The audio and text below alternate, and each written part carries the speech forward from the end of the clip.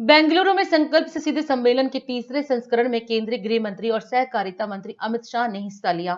इस कार्यक्रम में गृह मंत्री अमित शाह ने बताया कि आखिर क्या वजह है कि भारत सरकार ने आजादी का अमृत महोत्सव इतने बड़े पैमाने पर मनाने की योजना बनाई। गृह मंत्री अमित शाह ने बताया कि आजादी का अमृत महोत्सव मनाने का निर्णय देश के प्रधानमंत्री और केंद्र सरकार ने लिया है।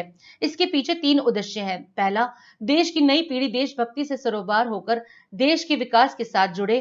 दूसरा, 75 साल तक हमारे देश ने कई क्षेत्र में कई उपलब्धियां प्राप्त की, उन सभी को जनता तक पहुंचाना है। और तीसरा, हमें संकल्प करना है कि जब शताब्दी मनाई जाएगी तब भारत कहां खड़ा होगा और दुनिया का भारत कैसे नेतृत्व करेगा, और साथ ही इस संकल्प को सिद्ध करने के लिए भी योजना बनानी है। मित्रों, आजादी का अमृत महोत्सव आप सभी जानते हैं कि देश को आजाद हुए 75 साल का ये अमृत महोत्सव मनाने का निर्णय देश के प्रधानमंत्री और भारत सरकार ने लिया है। इसके पीछे 3 उद्देश्य है।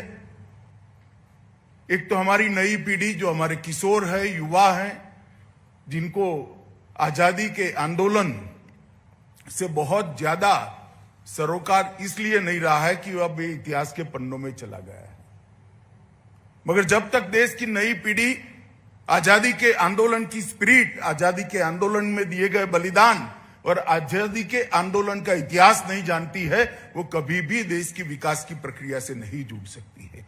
इसलिए आजादी के आंदोलन के माध्यम से हमारा एक उद्देश्य है कि देश की नई पीढ़ी देशभक्ति से सरोबार होकर देश के विकास के साथ जुड़े, और लाखों नामी गिरामी अनामी लोगों ने देश को आजाद कराने के लिए अपना जो सर्वस्व न्यौछावर किया है, उनके साथ, उनके इतिहास से और उनके बलिदान के साथ अपने आप को जोड़ने का मौका मिले। दूसरा, 75 साल तक हमारे देश ने दुनिया में कई सारे क्षेत्र के अंदर अनेक उपलब्धियां प्राप्त की हैं।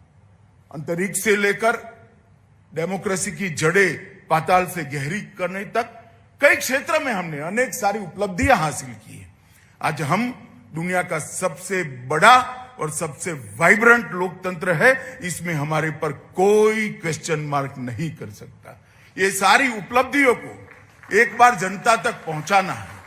जनता इस उपलब्धियों से अपने आप में गौरव का भाव खड़ा करे और एक गौरव से निर्मित आत्मविश्वास नए भारत की रचना के लिए काम आए, ये भी इसका दूसरा उद्देश्य है। और तीसरा उद्देश्य, 75 साल हो गया, शताब्दी भी आएगी।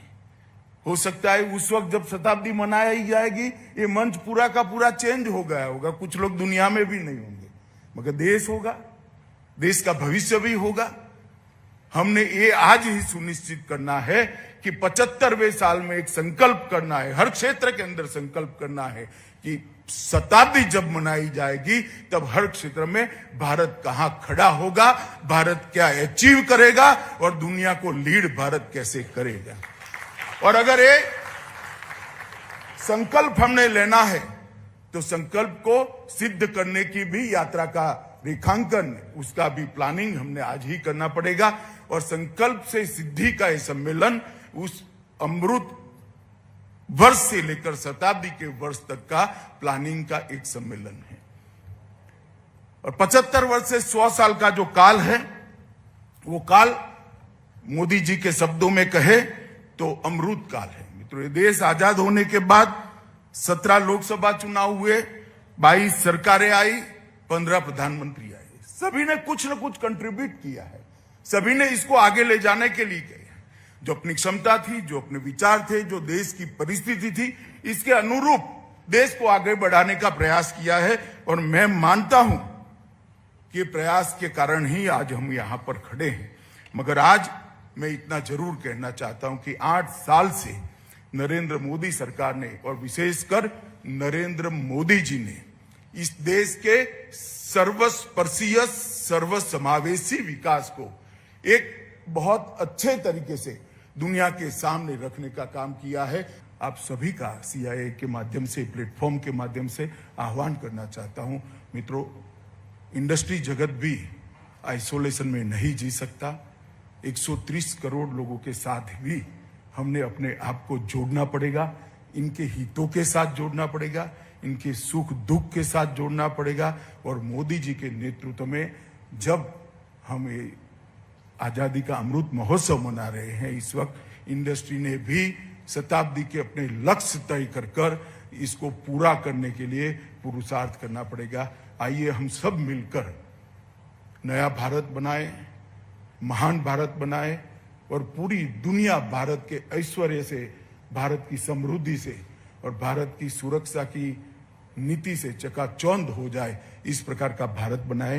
यही आप लोगों से अपेक्षा भी है, अभ्यर्थना भी है। और अधिक खबरों के लिए आप हमारे YouTube चैनल दैनिक इंडिया दर्पण को अभी सब्सक्राइब करें और नोटिफिकेशन के लिए बेल आइकन को प्रेस करना ना भूलें।